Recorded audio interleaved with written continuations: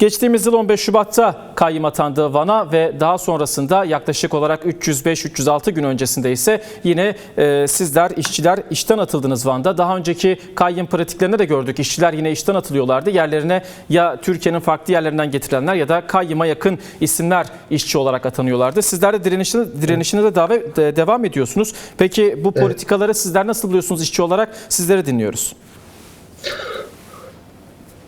Başta teşekkür ediyorum bu yayına bizi dahil ettiğiniz için. Şimdi şöyle özetlemek gerekirse Van'da bildiğiniz üzere çok uzun bir süre kayyum politikası yürütülüyor. En son kayyum ataması 15 Şubat'ta gerçekleşti ve o günden bu yana da yürütülen kayyum politikasından dolayı belediyede bir önceki dönemi aratmayacak pratikler, çalışmalar tekrar karşımızda. Kayyum atandıktan sonra 29 Temmuz 2025 tarihinde 223 arkadaşımla beraber sadece bir telefonla işten çıkarıldığımızı öğrendik.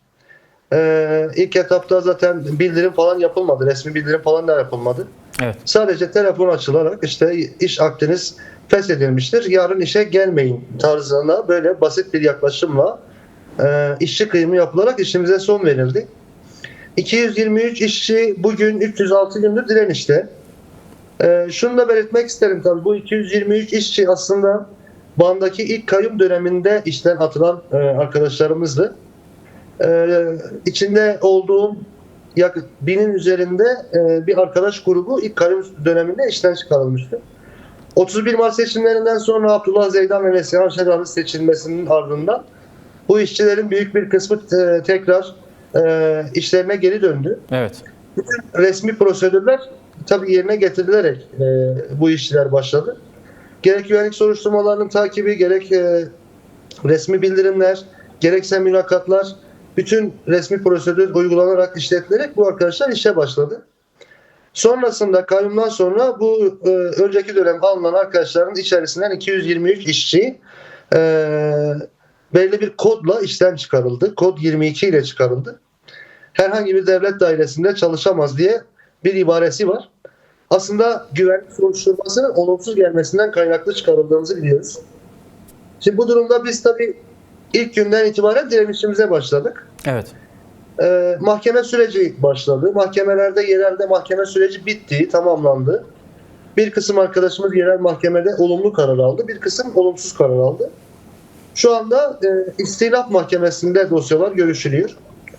Tabii İstilaf Mahkemesi'nde de düşündürücü soru işareti oluşturan bir durum söz konusu.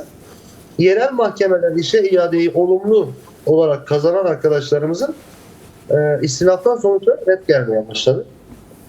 Yani bu tek başına hukuki bir süreç olarak algılanmamalı. Biz o şekilde değerlendirmiyoruz.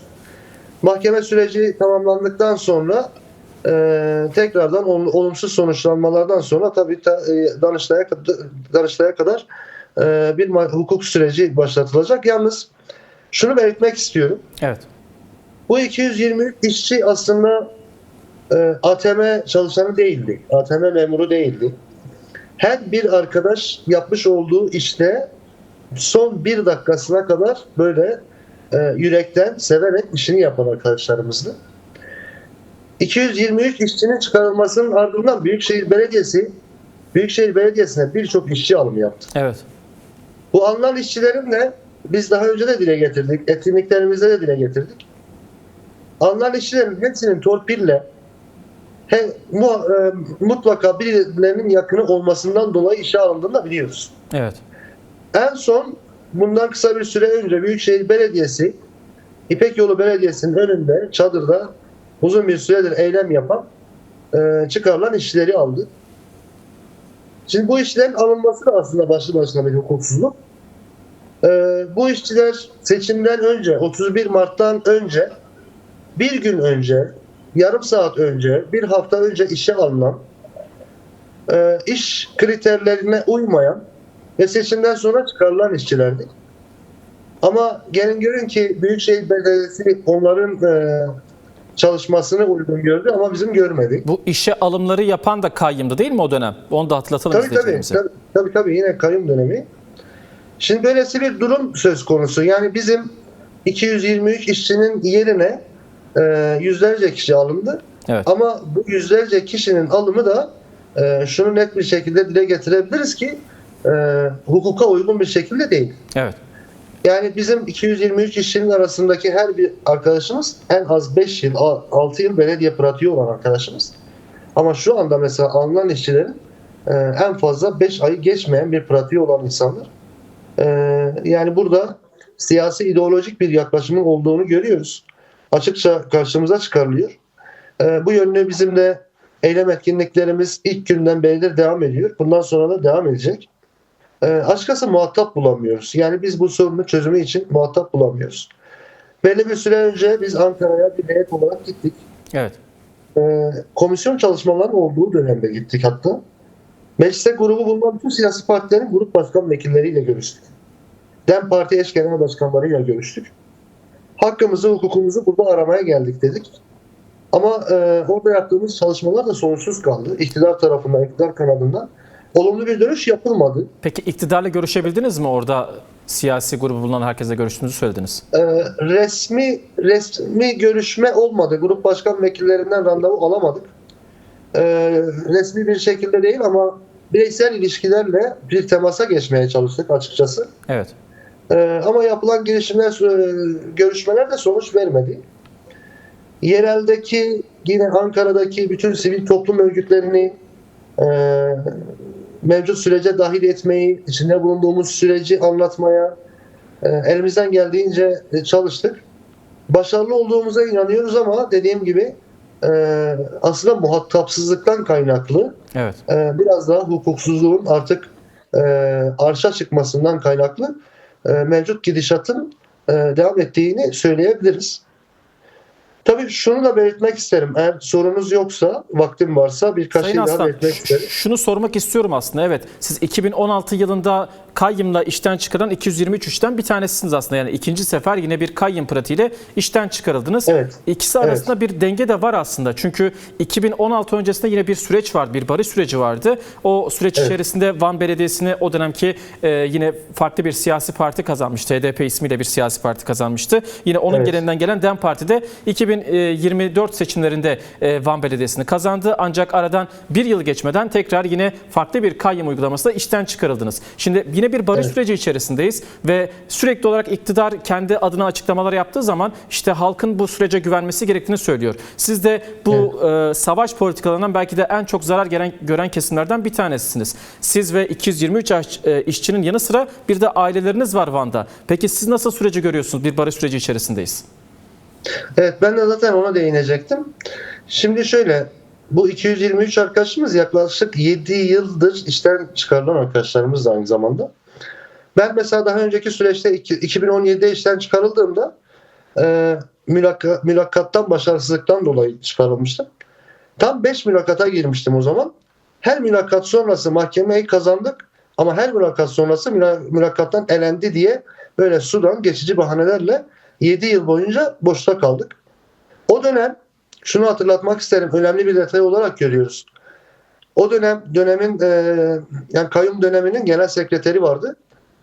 Kayseri'den getirilmişti. Şu anda da Kayseri Talas Belediye Başkanı olduğunu düşünüyorum ama yerel televizyona katıldığında şöyle bir şey kullanmıştı. Ben işte Van Büyükşehir Belediyesi'nde bir sürü işçi çıkardım. Yüzlerce işçi çıkardım. Onu oradan çıkardım. Bunu buradan çıkardım ve bundan büyük bir zevk aldım tabirini kullanmıştı. Yani açıkçası bu zaten yaklaşımın nasıl olduğunu, ne olduğunu gösteriyor. Yani herhangi bir hukuka dayanmadığını gösteriyor. Herhangi bir ilkeye, kritere dayanmadığını gösteriyor. Şimdi birinci dönemde olduğu gibi ikinci dönemde de sizin de belirttiğiniz gibi bir barış süreci içerisindeyiz. Barış ve demokratik toplum sürecindeyiz. Bizim Ankara'ya gittiğimiz dönemde zaten komisyon çalışmalarının olduğu dönemdi. Şimdi bir yandan barış görüşmeleri yapılacak, bir yandan barış ve demokratik toplum sürecine herkes nasıl katkı sunabilir diye bir arayış olacak, bir çaba olacak. Bütün halklar bir an önce barışın oturması için elinden geleni yapmaya çalışacak. Bütün dünya kamuoyu tabiri caizse gözünü Türkiye Kürdistan'a dikecek. Bu sürecin tamamlanmasını bekleyecek. Ama diğer taraftan işçi kıyımlarıyla, siyasi ideolojik yaklaşımlarla bulunduğumuz coğrafik bölgeden dolayı bizi işten çıkaracak, açlıkla terbiye etmeye çalışacak. Yani böylesi bir durum söz konusu. Biz DEM Parti milletvekilleri, yine diğer siyasi parti milletvekilleri, sivil toplum örgütleriyle yaptığımız görüşmelerde bunu dile getirdik. Aslında bu yayın devam ediyor değil mi? Elbette sizi dinliyoruz. Herhalde kameranızda bir sorun var. Sizi dinliyoruz ancak sesinizi alabiliyoruz. Tamam. Bu barış ve demokratik toplum sürecinin en önemli maddelerinden birisi Evet. kayyumların gitmesi, kayyumların kaldırılması. Evet. Hatta en basit işlerden birisi bu. Yalnız şöyle bir şey söz konusu. Şimdi bu tartışılıyor. Kayyumların gidişi tartışılıyor. En son Cumhurbaşkanı yapmış olduğu açıklama var. İşte Devlet Bahçeli'nin yapmış olduğu açıklamalar var. İşte İmralı heyetinin İmralı'ya gidip geldikten sonraki açıklamaları var. Ama bütün bu gelişmeler içerisinde Van'da kayyum politikası az önce belirttiğimiz gibi arşa çıkmış bir şekilde hareket ediyor. Yani bu aslında çok büyük bir zıtlık da içeriyor. Hani kimliksel ideolojik yaklaşımın devam etmesi durumunda çözüm sürecinin, barış sürecinin nasıl ilerlediği aslında bizim kafamıza soru işareti olarak kalıyor. Biz bu 223 işçinin ve DEM Parti belediyelerinin DEM Parti'nin elinde olan belediyelerdeki bütün işçi çıkarmaların kayyum döneminde çıkarmaların biz aslında çözüm sürecine bir karşıtlık olduğunu düşünüyoruz. Çözüm sürecini sabote etme girişimi olarak düşünüyoruz. Yani kimliğimizden dolayı bize karşı geliştirilen bu yaklaşım aslında çözüm sürecini bile isteye sabote etmektir. Yani yine Van Büyükşehir Belediyesi'nde kayyum yönetiminde yine dışarıdan getirilen yöneticiler var. Mevcut genel sekreterin yaklaşımı ortada. Yine yaptığı birkaç açıklama ortada. Yani Kürt işçilere karşı yapmış olduğu yaklaşımlar, konuşmalar, tabirler ortada. Yani bunlar aslında çözüm sürecini sabote etme, baltalamaya yönelik olan girişimler.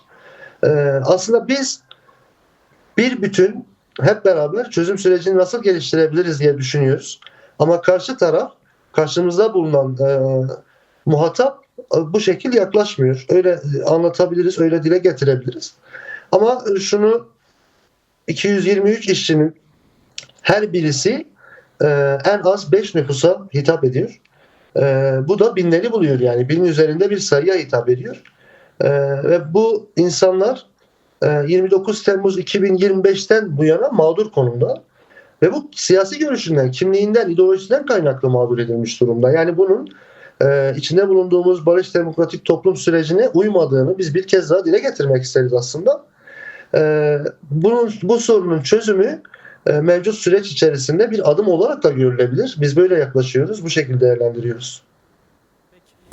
Sayın Aslan çok teşekkür ederiz. Vaktinizi ayırdınız, katıldınız. Elbette bizler de direnişlerinizi görünür kılmak için haberlerimiz aracılığıyla paylaşıyoruz. Ancak ne kadar yeterli olur onu da sorgulamak gerekiyor. Çok teşekkürler tekrardan. Bayramınızı da kutluyoruz. Ben teşekkür ederim. Son bir şey eklemek isterim. Lütfen buyurun. Varsa. Buyurun. Şimdi bundan önceki süreç içerisinde Van yerelinde basın açıklamaları, yürüyüşlerle sesimizi duyurmaya çalıştık. Evet. Kurban Bayramı dolayısıyla eylem etkinliklerimize, çalışmalarımıza ara verdik. Ama bayramı hemen akabinde farklı eylem etkinliklerle sesimizi daha güçlü duyurabilmek açısından bir plan program çizeceğiz. Evet. Ve bu plan programın içerisinde işçilerin, 223 işçinin en yoğun talebi Ankara yürüyüşü. Evet. Ve Ankara yürüyüşünü de sanırım biz gündemimize alacağız. Bu eylem etkinliklerimizde de siz değerli basın emekçilerinin katkısını, desteğini daha fazla bekleyeceğiz. Bu yönlü bugünden itibaren eylem etkinliklerimiz devam edecek. Zaten mevcut basın yayın organlarından, sistem medyasından yeteri kadar destek almadığımızı belirtelim. Evet. Evet. Tabii hani bir beklentimiz de yok ama sizlerin aracılığıyla sesimizi duyurabilmemiz gerçekten bizim var olan şevkimize, heyecanımıza heyecan katıyor. Bu yönlü biz size teşekkür ediyoruz. İlginiz, alakanızdan dolayı, canlı yayına aldığınızdan dolayı. Bütün çalışan emekçilerle Kurban Bayramı'nı kutluyorum. Hepinize iyi çalışmalar diliyorum.